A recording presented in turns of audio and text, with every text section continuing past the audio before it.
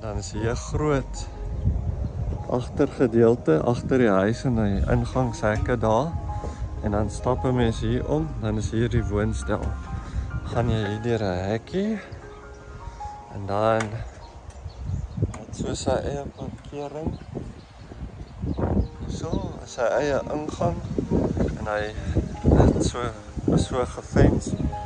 Sy eie stoepie en dan gaan jy hier in die woonstel in. En jy kan agterom stap ook. Gou hier vir julle wys. Hier agterom. En dan kry jy agter ook so 'n klein jaartjie en tuintjie. Ja. So, ek gaan nou gou deur die woonstel gaan met julle. Ek gaan net eers gou afsit want dis mense wat kyk daarin.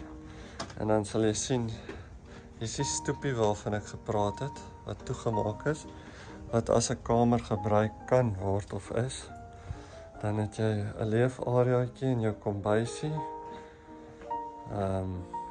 So lekker kombuisie en 'n leefarea.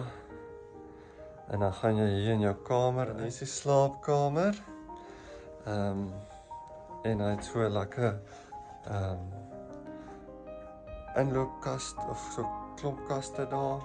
En dan hier gaan jy in die badkamer in, daar's nou net 'n gevaarlike hond daar binne. So ek gaan net nie oopmaak nie, maar daar's 'n stort en 'n toilet. Julle sal op die foto's omsien.